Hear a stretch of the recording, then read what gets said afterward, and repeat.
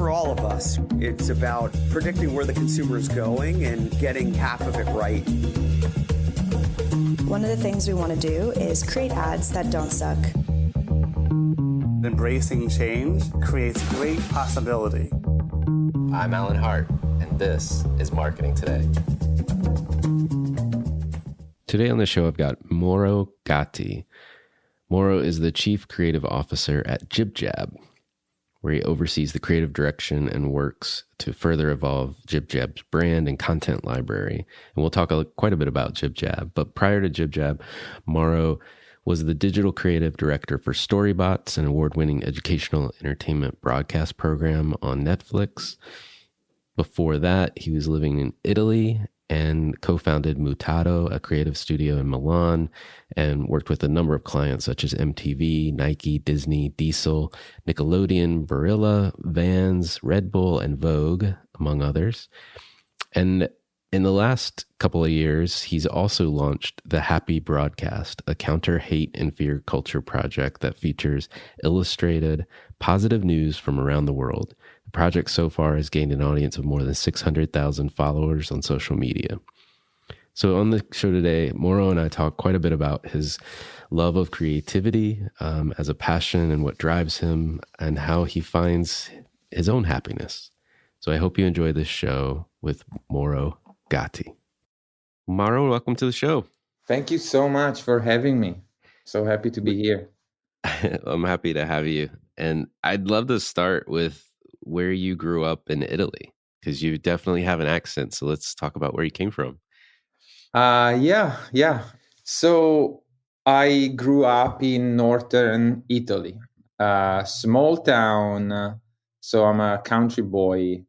And when you think at Italy, usually people tend to paint Italy in broad strokes, but Italy is divided in many regions, so many cultural varieties. And I come from the north. So when you think at north and south, I always say that the south is more like California and the north is more like New York. So the north is very industrialized, and even like weather-wise, it's not the best place to be. It's like foggy, rainy, it's humid, it's cold, very cold in winter. So people tend to be very workaholic, So I grew up in a family that was very focused on like working all the time. So especially my dad was like trying to teach me since I was a kid how to make a living for myself, which is weird when you're like, 10 or 11. So the funniest memory is that while, in Italy, we have a 3-month summer break, after the school year. And all my friends were like, out and about, riding bikes, playing football. But my dad, wanted to give me a lesson in like earning a living at that age. So he sent me to work in a butcher shop of one of my relatives. And so it was like an interesting summer for sure. And I had some money to buy a new bike, but I think it laid the foundation for me being vegan. Because the things that I saw that summer, I feel like they got like hatched into my brain and my eyes. So I feel like that I'm a workaholic, which is also like very different from the stereotypical image of like Italians, that love to party, enjoy, and I wish I could be that, but instead I work like 16 hours a day. Well, it's funny in many respects, like this story about the butcher shop and potentially that setting you on your path to become vegan. I have many friends that I've met over the years that may have started an hourly job working in fast food or something like that, or a restaurant in general, and never wanting to eat that food again. So, yeah. I don't know what that says about people, but I guess once you, so to speak, see the sausage made, maybe you don't want to eat the sausage. Yeah. I mean, I agree, and I know for sure that I have friends that have done the same thing and they love meat. So I feel like it hits people in different ways, Right. But I've always been like a huge animal lover and advocate. So for me, it was kind of a shock because we're used in this time and age. You go to the supermarket, you buy a package, and that's it. You don't see the whole process, but at 11, seeing the whole process was like, okay, so that nice sausage that I see in the store comes from this. Right. So yeah. Yeah, that's funny. Well, and I do have a warm place in my heart for Italy, but I would encourage people like you describe Italy. It's very different depending on where you are. My first trip there was with my soon to be wife, and actually ended up proposing in Florence to her on the Ponte Vecchio Bridge, which had Oh like a wow, family connection. Yeah, that's the most huge. romantic thing ever. Yeah, well, it's earned me many, many points for the rest of my life, so to speak. But we took a car and drove literally. We stayed. We went. I guess we went Rome to a few towns towards the north. We drove all the way to Venice and then back over to Cinque Terre. Oh wow. And so, just driving, frankly, you get to see a lot, right? You get to see like you described, like the industrial north. I remember, I think it was outside Bologna. It was fairly industrialized. And then you see completely different things between Rome and, say, a small, coastal town like Cinque Terre or something like that. Yeah, I mean, It's you amazing. just describe what's the best experience. I mean, if I have a suggestion, is usually like the best part of Italy, in my personal opinion, is like the drive between cities. Hmm. Because there are like so many hidden gems in terms of like food, Hmm. monuments, landscape, buildings, art that is not as mainstream as the one in the big cities. Because, of course, I mean, Florence, Venice, Rome, Milan, I mean, beautiful cities that are worth visiting. But the cultural richness of Italy is also like in between those cities. It's pretty much everywhere. I mean, like the little town where I come from, was like one of the first Roman outposts in the north, because my town lays around like a river, which back in the days was the main source of like life. So I grew up, playing with my friends in between jobs. Let me say, playing with my friends on like Roman ruins, Wow. which is mind blowing because growing up with that like variety, with that richness of history, at some point you're like numbed. You don't even recognize it, but especially moving here, you look back and you're like, oh my god, Yeah. it's really like an old country, Italy. Yeah. So driving around is a great way to like discover the real soul of Italy, which is far from the tourist traps that sometimes you find in big cities. Yeah, no, I agree. Well, we could talk all day about Italy, I'm sure. Let's talk a little bit about business and what was your path from, those early days in Italy, growing up, to being now the chief creative officer at JibJab? Yeah, that's a good question. So you want me to start from the butcher gig or? You can start a little later if you want. If you want. Yeah. So I mean, I've always been fascinated by creativity, and there has just been like a moment in my life where I wanted to be a doctor. I think I was like a fan of the ER show on TV. So, and I was like, oh, I just want to be a doctor. I just want to be like George Clooney. But beside the little stint, I've always loved creativity. I feel like in the 80s, I'm 42, so again, I grew up in a time where there was no internet, nothing. So the TV was the main driver of what was design. commercial design, marketing in that age. And I feel like that the 80s was like a wild era when it comes to, advertising and creativity. So, and I was spending, like, both my parents were like working, all day. Mhm. So I was spending like a lot of time in front of the TV, and I always known that I wanted to work in that field. So yeah, I started to work in the creative field. I think I was 15 the first time that I did some like illustration for like CD-ROMs. So that was the real deal back in the days. Like CD-ROMs was the core business of many companies. Right. But then internet came. And by internet, I mean that like very slow modem based, thing, which is very different from now. But then, yeah, I started to dip my toes into advertising, and then, I moved to, working for like major, companies and agencies. I worked for like MTV.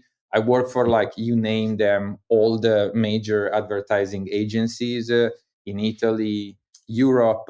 And I got to a point where I saw an opportunity of like creating like a 100% digital advertising agency, because most of the biggest agencies, they were still focused on traditional media, and digital was just like a little side on, when they were like talking to a client about the project. It was like, okay, put the majority of your budget in print, in TV, and then, a little bit on digital. But I was always like looking at the other side of the ocean here, and the US was already evolved in that sense. So I decided to create my agency and bet, on that decision.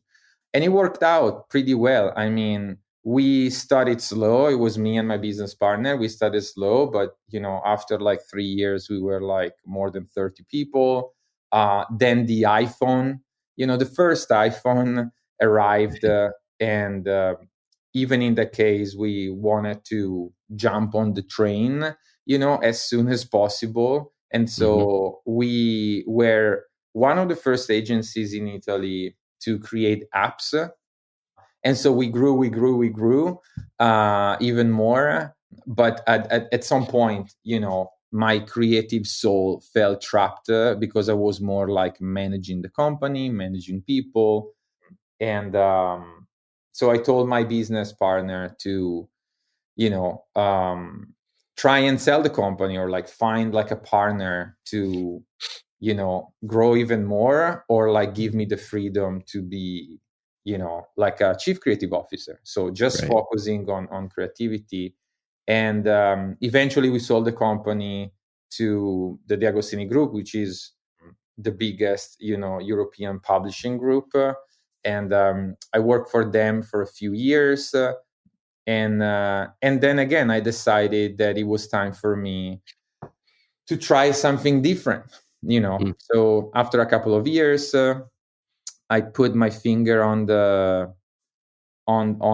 like the world map, and I decided that California was like a good place. After many years, like I was saying, in the fog and humidity, I just wanted to have like a pleasant, all year long summer experience. And and I moved here, and I started working on this amazing kids show that is called like Ask the Storybots, which is now like a Netflix original. But back in the days, it was like the early days of the project, and I was put in charge of, the digital expansion of the project.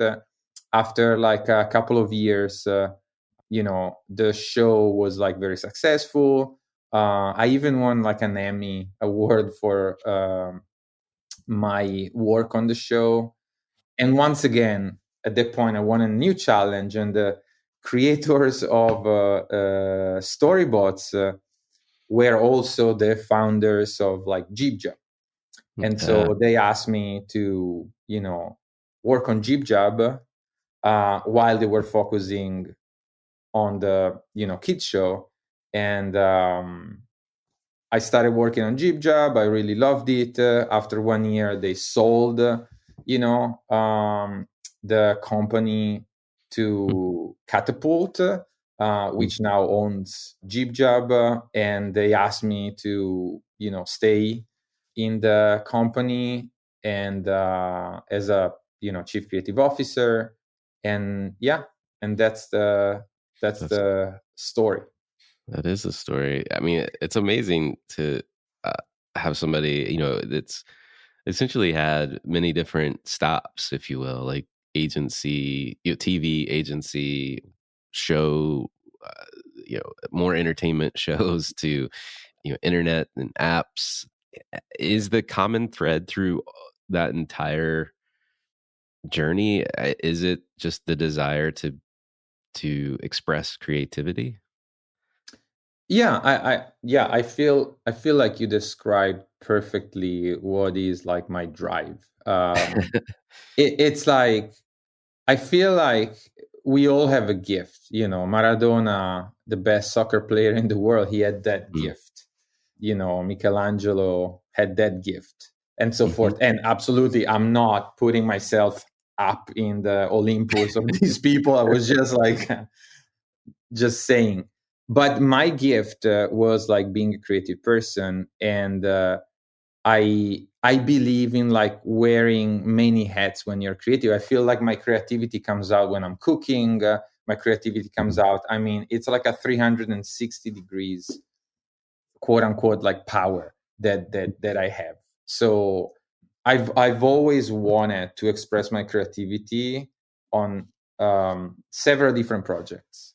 So because otherwise it becomes boring. Like when I was describing my experience with my agency, after 10, 15 years of doing that, unless something happens, like, we started doing like a website, and then we started to doing like apps, and then Facebook came and we started to do creative advertising on Facebook. So you always have like these different challenges, and I love that part. But at some point, you got into this like plateau, and that's where I'm like, okay, now I want to do kids shows.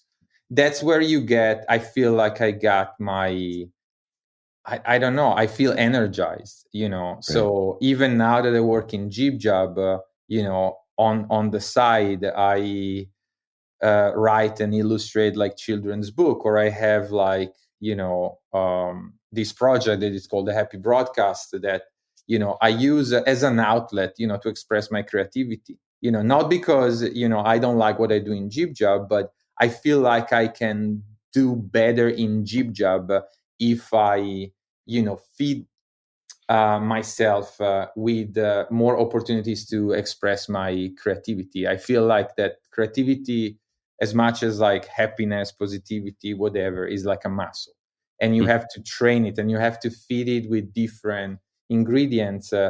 Otherwise, there is going to be like atrophy. You always do the same thing. At some point, you're not interested. It becomes like a routine, and I feel that routines are dangerous when you're like a creative person. Yeah, I can agree with that. Let's talk a little bit about JibJab. How would you describe JibJab today? Yeah, that's a very good question, because the funny thing is that, JibJab is always remembered and will always be remembered for the dancing elves. Yes. and it's fantastic. And it's fantastic because it means that JibJab has a very solid DNA. And every time I was like in a Uber or Lyft, and it seems like an ages ago. I mean, I haven't been in a car probably for the past year. But whenever they ask me like, what do you do? And I say, oh, I work for JibJab. They always say, oh my God, the dancing elves, even though we have done like, I would say, thousands of new cards. But that's the challenge. And going back to what I was saying before, to me, the challenge is not to erase the past, but it's just to create a new present, So I would say that, we live in a time of like disposable content, if you will. That's my definition. The gifs, the emojis, you receive them, you're like in a conversation, and you instantly forget about them and you just move on. So JibJab is different. JibJab is a company that offers users a way to tell a story they can be part of. Like a meaningful story. It can be a story of love, laughter, or just a silly dance. Anything that gives the users a chance to share happiness and connect with their loved ones. The reason why, I would say that the reason why people love JibJab content is often related to the reaction of the receiver of that content. Because it's not a GIF, it's not a meme. It's a high value production video that on top of it also features yourself and someone that you love. So to reiterate the concept again, I mean, we're not in the business of like fast food content, so to speak. We believe in this like personalized piece that you can share again with someone you love, because there is nothing better than make someone you love happy with just a couple of clicks. You go into the app, you put your face in, and then you can share like amazing content with your loved ones. I love it. And I know you guys have launched a number, I mean, like you said, thousands of content pieces since the dancing elves. But this year in particular, you've got an amazing year-end video saluting, so to speak, 2020. And then you also got involved in the latest election cycle in the US with the Go Vote video. Tell us a little bit about those efforts and how you're what's new, if you will, in general at JibJab. Yeah. So in general, I feel like that we are trying to create like more and more content that has the classic JibJab ingredients. It's funny, it's catchy, there is a good music, and because we believe that laughter is the best medicine, I would say that this year has been like a year that needs a lot of that medicine. So on top of like we have increased the number of like birthday content, because this year especially people cannot celebrate birthdays in person. So, and we have seen like that the category numbers have like increased a lot. We have created like quarantine specific content, and the results has been like mind-blowing. I feel like that the quarantine birthday song, that specific piece has been one of the most shared this year, and that tells you the sentiment around JibJab, that people really chose JibJab to fill the gap that this year has created, which is like, I cannot be with someone in person, so I want like a meaningful, well-made piece of content that will just reduce that gap, or will create like a bond, like an emotional bond, even if you're not in person. But we have also, for the first time in many years, decided to release like a video for the election, for the past elections, and B, to release a video called Year in Review, which was a staple of JibJab back in the days. But this is the first time in 6 years. The last one was released in 2014. And what is like a Year in Review is just like a quick montage, like I was saying before, beautifully made, original song and all of that, that tells the good and bad things that happen in the year, but through a lens of like, humor and positivity.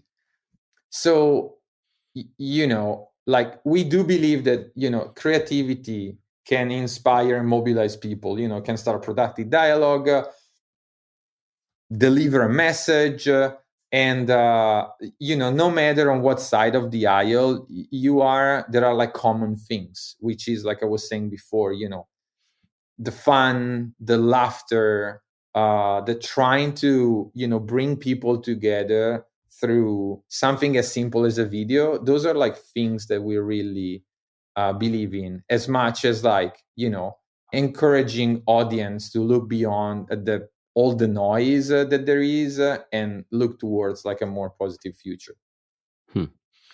One of the things, I mean, you keep talking about humor and laughter is the best medicine. You can't help, and then I want to talk at some point about the Happy Broadcast Project, but this notion of happiness or enjoyment is something that continues to come through in both like your personal pursuits as well as JibJab as a business. What does it mean to you to be happy? Like how do you think about happiness? Wow, this is like a profound question. I hope I'll give you a profound answer. But I mean, I would say that first of all, happiness is very subjective. Going back to the marketing commercials that I was saying before, like companies that sell product tends to tell you that like we share a common idea of happiness, or happiness is like this thing or that thing. So I believe that happiness is very subjective. There is like a common foundation, and that's where, going back to JibJab, that's what we're trying to do. We're trying to distill the basic elements of what makes people happy, and then put your face in it and create a video that you can share. To me personally, happiness means try to use my creativity. First of all, is like working makes me very happy. Exercise my creativity, having the opportunity of being creative is already like a huge win for me. But what makes me even more happy is like use my creativity to bring happiness to people. And it doesn't matter if it's one person or like a billion. Like JibJab serves like 1.3 million active subscribers, which is already amazing for me, just to create like a piece of content that will be seen by that many eyes. But in general, for me, it's like being blessed to be creative, having the opportunity to work for a company that gives me the freedom to exercise my creativity, and then outside of my paycheck like situation, I can still do a lot of creative things. So I would say that my definition of happiness is there, because I don't want to say like, oh, being healthy and this kind of stuff, because I give that for granted. I don't think that anyone long for like being sick. So I give that for granted, that we all long for like the basic thing, like having financial stability, to put food on the table, roof over your head, being healthy. So I guess that is like the basic. But my personal definition of happiness relies heavily on being able to exercise my creativity in any shape or form. Well, you mentioned, I mean, you're serving 1.3 million customers, and probably reaching even more people in general as they share those messages out. Yeah. And you're trying to deliver happiness or humor or emotional bond in various ways in which you're developing or helping to produce content for those customers. How do you manage a culture of people that are trying to help others be happy, or deliver happiness for others? What does the culture look like at JibJab, and like how do you lead the group? Yeah, it's also interesting because this year has been different. So I feel that every company around the world has been put under, their culture has been put under like test or stress during this period, because when you're not all in the office, dynamics change. but I am like very lucky and blessed to have a team of amazing individuals, and I'm talking on the personal side and professional side. They love the company, they love working for JibJab, and that's, to me, it's the biggest requirement during an interview or after an interview. Because as a manager, I've always hated the notion of like motivating people. I do not believe in motivation. I mean, basic motivation, yes, but I don't want to spend my days trying to motivate people. My only goal in JibJab, because people working with me are already motivated. They want to make content to make people happy. That's the motto of the company. We want to make people happy every day. So they're like motivated by that. What I try to offer is just a vision. It's like, tell them what's the plan for the year, or like what is working, provide some ideas, brainstorming, make sure that, if they have like feedback, if they have doubts, if they have comments, we hear all of them. And we try to create like an environment, even if it's like virtual right now, where everyone feels included, especially in the creative process. So we are lucky enough that, JibJab doesn't have clients. So I work most of my life, working for clients. And that is challenging, because even if you come up with the best creative ideas, you might have a client on the other side that maybe is not educated in creativity. They don't understand the power of that idea. So they start like, cutting edges, and at the end, that idea is just like a little fragment of what it used to be. But in JibJab, we have the freedom to do whatever we want. Yes, we have, of course, we have some rules that we have to follow. And sometimes I come up with ideas that, might be a little bit inappropriate for a specific audience. So we, of course, screen these ideas, but everything is in our control. So we had like our final, creative hangout, and I was just, and I'm not great, I'm not a super emotional person, so I'm not great at like, say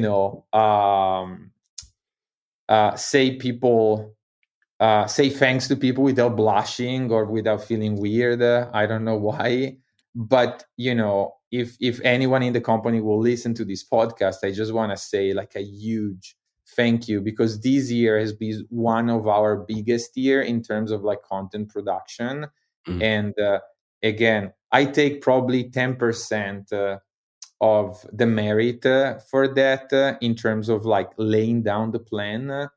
But everyone working with me has been like amazing, from the writers to the animators to people in post-production, editors, project managers. I mean, and it's just amazing, because going back to your question, I don't do much for the culture, because I just work with people that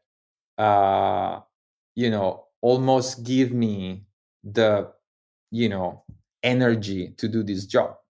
So at the end of the day, it's like an incredible experience. That's awesome.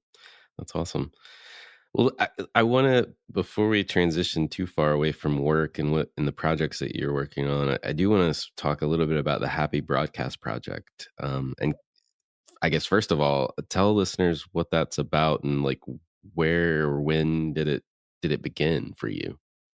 It began like a couple of years ago, and I'm an anxious person. We're just recording the voice, but if we were in video, I will be like sweating, blushing, clammy hands, and all of that, because these kind of conversations, or when I have to speak, maybe because I'm speaking like a different language from Italian, or I have to open up about like personal stuff. So I'm a very anxious person. But one of the thing that I realized at some point was giving me a lot of anxiety was like the news, the constant barrage of, bad news, fear-mongering headlines, all of that. We live in a time and age of like push notifications, that comes from every single screen in our life, on your wrist, your smartphone, your tablet, your TV, your computer. So we're often bombarded by those, headlines. And once I realized that there was a big, was the culprit for the majority of my anxiety, my first reaction was like, okay, I'm going to mute all the push notifications. But I was like, it doesn't feel right, just ignoring the bad things in the world is very dangerous, because the only way we can prevent them from happening again is like knowing that they exist, acknowledging their existence. So my second step was like, okay, as a creative person, what can I do? And that's where the Happy Broadcast started, because I was like, okay, I'm going to go and find the positive news, because I was sure, 100% sure, that there are like positive news. There are like good stuff that are reported, but because bad news sell more, to use like a metaphor of a newspaper, the bad news are always in the cover, and the good news are like page 60 in a little, box at the end of the page. So my idea was like, okay, I'm going to take these, good news that are like hidden, and give them like some space in a format that works in this like social media world. So I started to collect this news. I do an illustration, very basic illustration, like a positive news headline, bright colors as a background. And I started to post them just to give people this combination of like hope, inspiration, action. I do not believe in just hope per se. I just feel like that seed and hope that someone will change the world is not like the right attitude. We should all feel like that we have to be part of like something, that we have to do a little bit to change. But sometimes we lack the inspiration, because we just hear like, climate change, the world is going to end in 5 years. And that thing like make you helpless and somehow paralyzes you, because you're like, okay, that's it. What can I do? I'm just an average Joe sitting in my house, going maybe from paycheck to paycheck. I'm not like a billionaire that can save this world. But so the Happy Broadcast has always meant to me to be like a place where people get inspired by the action of like common people that one day decided to stand up and do something. Even like, there is this like old woman that, started to collect trash on the, this beach that was like close to her house. After like 3 years, she collected so much garbage and she cleaned the whole thing, or a guy started to plant like one tree a day. And after like many years, she planted like a forest. And it was just people that was like fed up to wait for someone to do something. So even tossing a bottle in the blue bin can have incredible effects if you keep doing it. So yeah, that was the Happy Broadcast. It's like basically illustrated good news. And I started the project, and I feel like it clicked somehow. And, it went from like a handful of followers, my friends that usually support me. Now it's like reaching like 600,000 followers. Wow. And so it's like a large audience. I just, it just turned into a book that, anyone can buy. So go buy it. And it really, help me as much as I think help other people. It made me a more motivated person to do something. It made me a more hopeful person than I was before. So when people tell me, thank you for doing that, I'm like, I'm really grateful that I can help people. But, selfishly, there is also a reason that I want it for myself. It started as something to help me, and it still is. I love it. I love it. And so, I mean, you can find it. Obviously, we'll link to the website, which takes you to Instagram and many other social feeds, and as well as we'll link to the book as well. It's a great gift, I think, given coming out of a year that's pretty hard on everyone. It's a nice uplifting gift to give. Thank you. One last question, and then I promise I'm going to switch gears, and we'll do our normal questions we do at the end of every podcast. But I have a question about children's books, because you got into children's books as well, and I've thought about this myself, which is kind of an odd transition. But I'm curious what your experience has been making children's books. I think it's been like a great experience, but as any experience has been filled with self-doubts, with like also learning about the market. It's a very, very, very crowded market. I mean, I don't remember the specific numbers, but the number of like children's books published every year is just like mind blowing. But like I said before, I do things because I want to do them and I have to do them. I never do them, especially now, because I want them to be, it's like the happy broadcast, I never started it because I want it to be big. If it happens, it happens. Otherwise, for me, it's just another, avenue to express my creativity. So growing up, I've always been fascinated by children's books. But, I feel like that the best way of expressing your creativity or what you want to say is to talk about something that you care about. Mm-hmm. That's the only way you can be genuine and your passion can come through. So I try to come up with stories about things that I love. So my first book that I co-wrote with a friend, Scott, which, by the way, is like the amazing writer also behind Scott Emmons is the amazing writer also behind the JibJab Hearing Review this year. Okay. I co-wrote this book with him. So I wrote the first draft, but again, because of my patchy English, I needed someone to put it in rhyme, and he's like great for that, very talented writer. So, and it was a book about a vampire that has like a meat diet, because it's a vampire, vampires feed on blood. So I was like, okay, so he's only eating meat. And once again, we go back to the butcher shop experience. See, everything is connected. Yeah.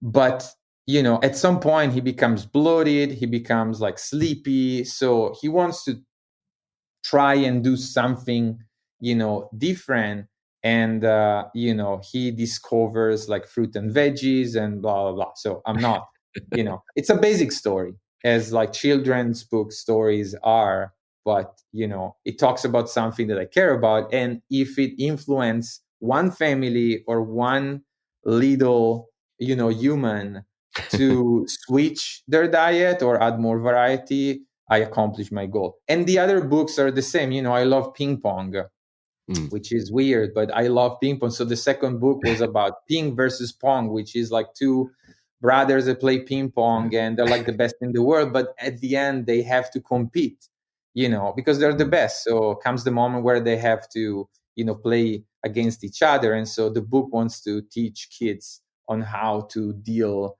with, losing a game, or like losing something in life, and how to deal with that. And the third book was about, animals and fruit combined to create like funny visual and puns and so forth, and I have like many other like books that I write when I have the idea. So, but it's never about, again, becoming the New York Times. Right. I mean, if it happens, I'll be happy. But it's always about like doing something just to do it and see it like happen and published. I love that. I love that. Well, we'll see if I ever get off of the sidelines and put pen to paper. But yeah, similar passions, like focusing on things that I just would like to see, in a book for someone, versus just trying to make a commercial success of it. So we'll see. We'll see. Just do it. Yeah. Yeah. I mean, Yeah. big supporter. Yeah, just do it. Cool. Well, let's switch gears a little bit. We've talked a lot, and we may have already covered the answer to this question, but this is my favorite question to ask everyone that comes on the show: is, has there been an experience of your past that defines or makes up who you are today? That's a very, very good question, and I feel like that my life revolves around, if it's not clear by now, I mean, my life evolves around, creativity. Yeah. So I would say that, the experiences of the past that make me who I am today are like failing and find a way to, find the motivation to continue.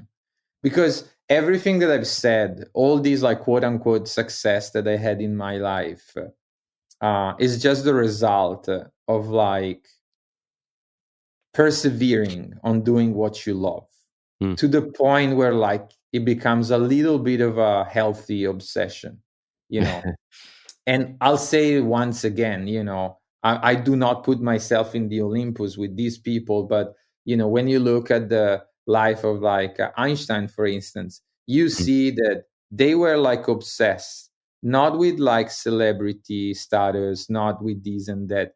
They just had the urge of keep trying to do what they wanted to do.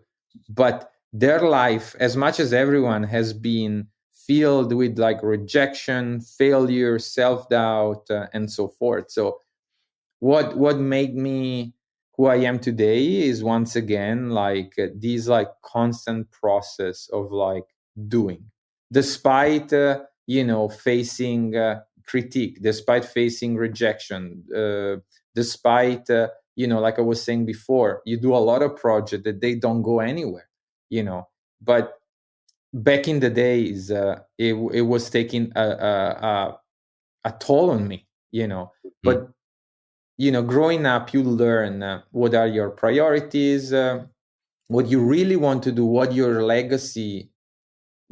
want your legacy to be, and you just try to stay, focused. I love that. Well, if you were starting all over again, what advice would you give your younger self?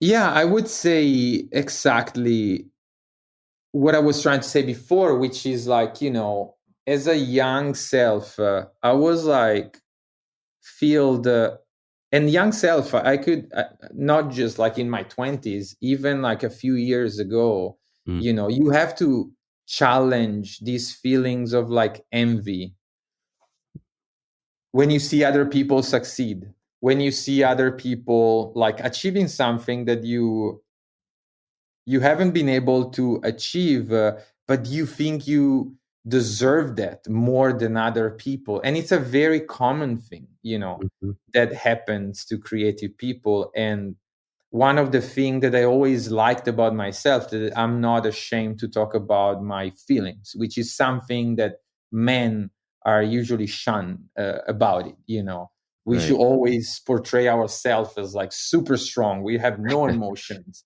So I've always been able to address my, emotions and like challenge myself to be better. So I would tell myself to care more about the journey than the result. Back in the days, I was more like oh, I don't care how I get there as long as I win that, or as long as I, get likes or recognition. And I was just like not enjoying the journey. And nowadays it's the opposite. I just want to have a ball while I'm doing things, rather than focusing on, the outcome of a project. That's great advice. Focusing on the journey, not necessarily the destination or the outcome. Otherwise, you miss most of life. Frankly, like if I think about it, you miss. It takes much more time to do whatever it is that you're pursuing than it does to get to the end, so to speak. So, yeah, and do something that you love, which is also right. the other thing. I've seen a lot of people just focusing on, oh, in 30 years, I want this and I want that. And maybe they live 30 years doing something that they don't like just because they have this like goal of like wealth or, whatever. To me, it's more about, like I said before, once I take care of the basic things, roof on my head, food on the table, like good food on the table.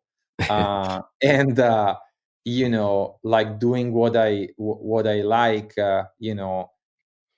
I just have at that point room to express my creativity in the best way possible. Awesome. Well, this next question is a little silly, but I enjoy the answers I get.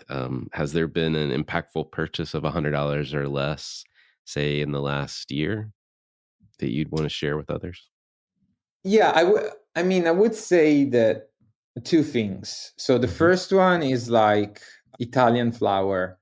So I bought a lot of Italian flours to bake since I had like a lot of time on my hand. Right. So that's been very impactful to the point where, I bought these like portable pizza oven, but next week I'll have a contractor to build a real, built-in brick oven, thing in my backyard.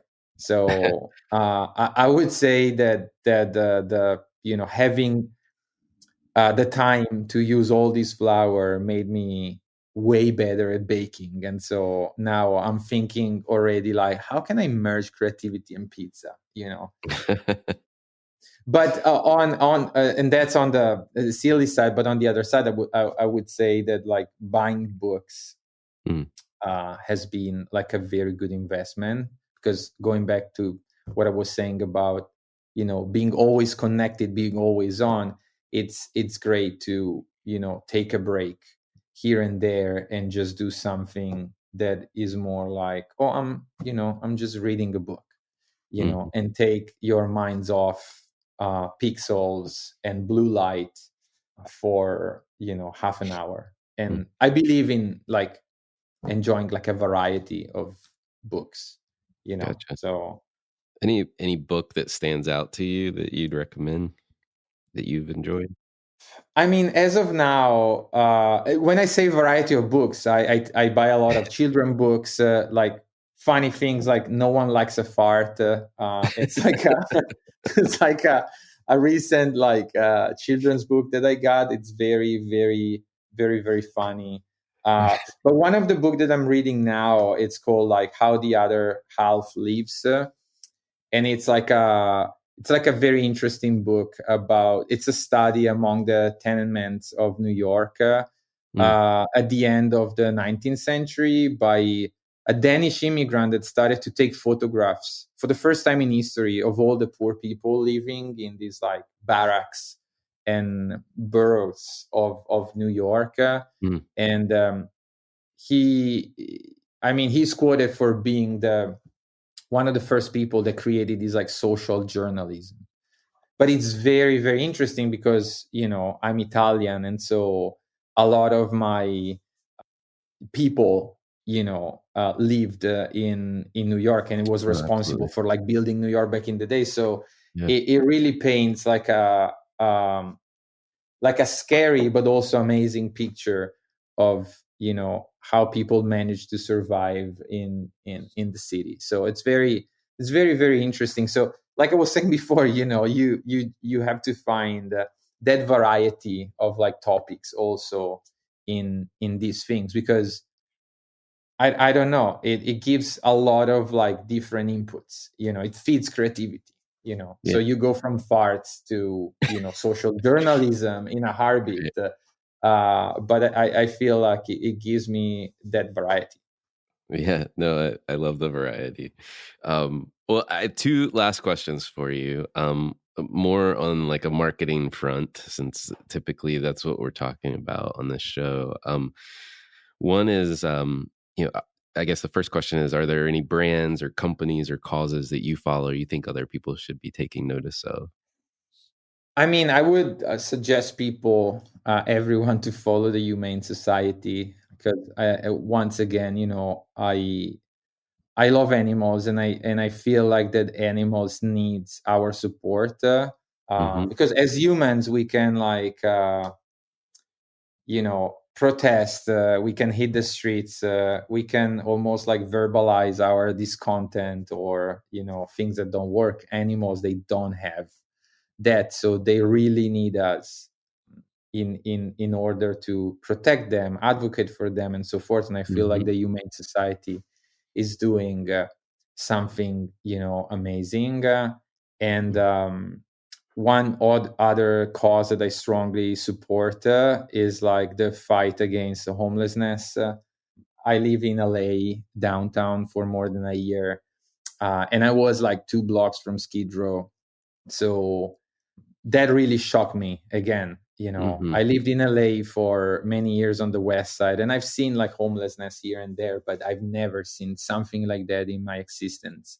So there are like many organizations that work on helping the homeless population in LA, but I always support these organizations. It's called like Beauty to the Streets. Hmm.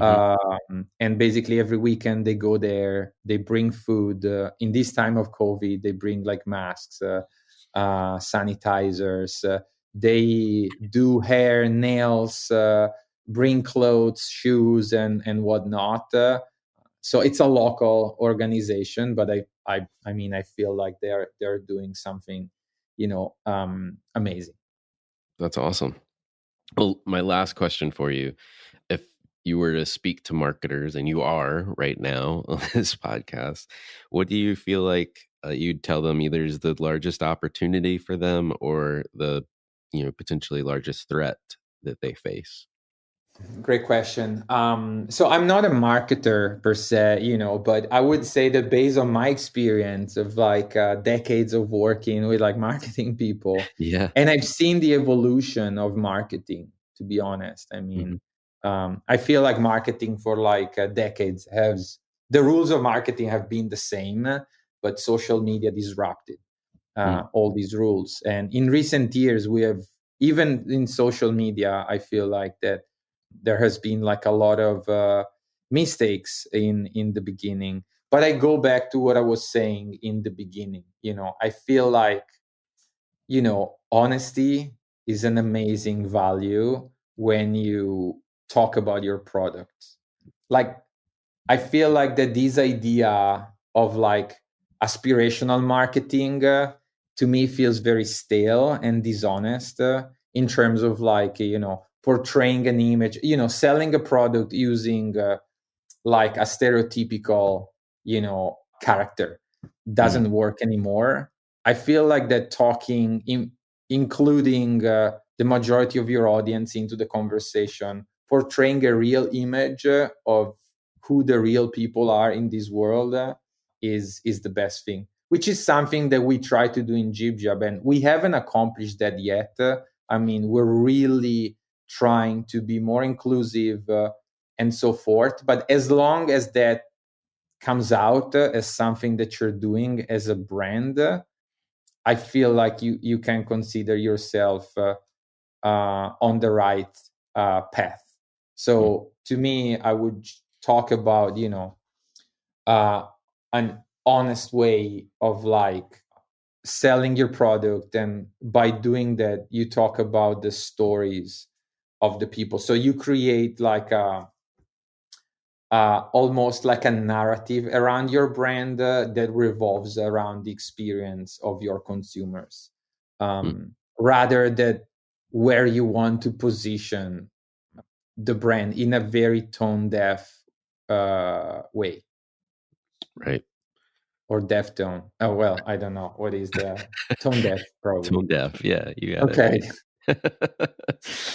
Well, I think that's really wise advice. Well, and I just want to say thank you for coming on the show. I've learned a lot. I usually take copious notes when I do interviews, but my front and back of my paper is full today. So. Well, thank you so much. I mean, it was like I say, I seldom, very seldom agree on doing this kind of stuff, but we had a very nice conversation, and thank you so much. I mean, all the questions were like great. I mean, talking a little bit about my home country, or like even going in depth about talking about, JibJab creativity, giving space to talk about the Happy Broadcast. I really, really, really appreciate it. Oh, thank you. Thank you. Hi, it's Alan again. Marketing Today was created and produced by me. If you're new to Marketing Today, please feel free to write us a review on iTunes or your favorite listening platform. Don't forget to subscribe and tell your friends and colleagues about the show. I love to hear from listeners, and you can contact me at marketingtodaypodcast.com. There you'll also find complete show notes with links to anything we talk about on any episode. You can also search our archives. I'm Alan Hart, and this is Marketing Today.